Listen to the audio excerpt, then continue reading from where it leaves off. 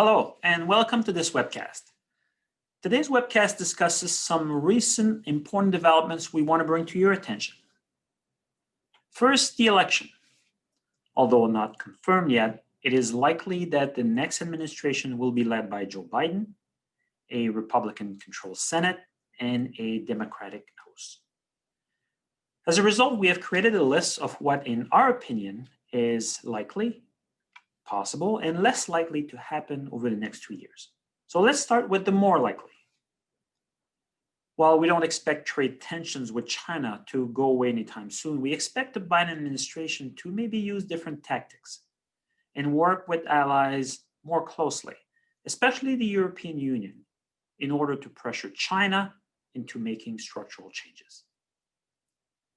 Budget battles will likely continue, but ultimately we expect a COVID relief package to be approved by Washington.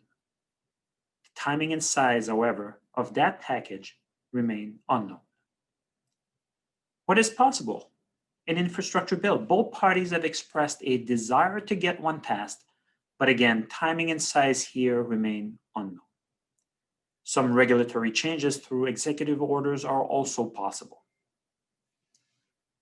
What is less likely? Tax increases. Corporate, individual, and capital gains tax increases should be off the table.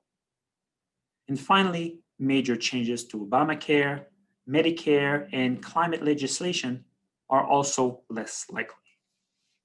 Second, the virus. As you all know, the world is experiencing a surge in the spread of the virus.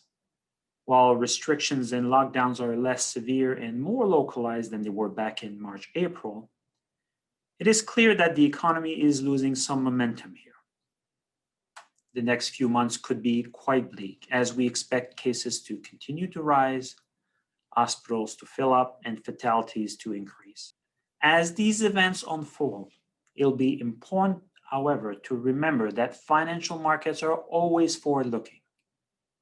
As they've done for many months now, we suspect that markets will continue to look past the dark winter days to an improved economy next year and beyond.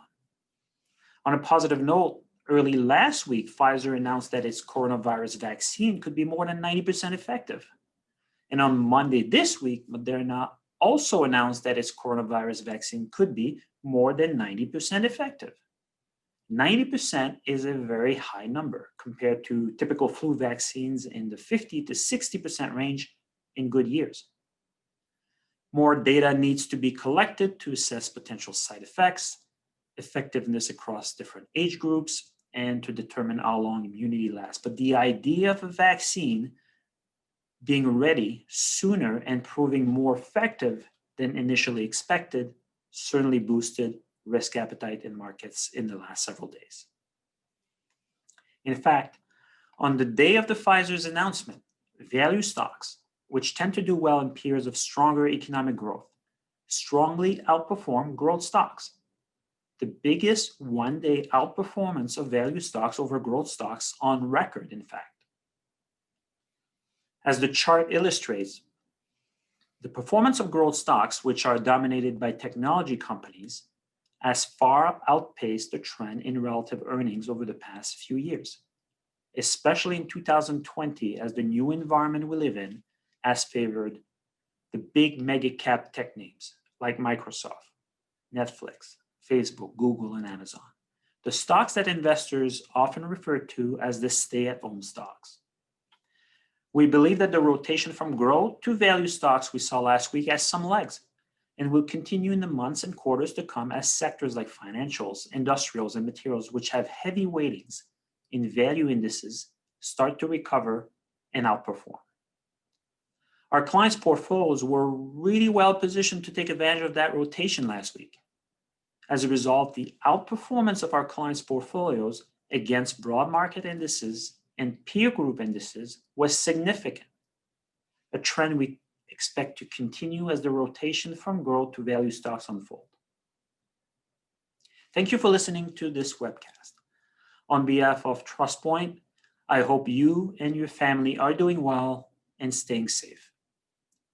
Please click the link in this email for a more complete review of our thoughts and insights. For additional articles, newsletters, and more, make sure to follow us on Facebook, LinkedIn, and TrustPointinc.com. Thank you, and have a nice day.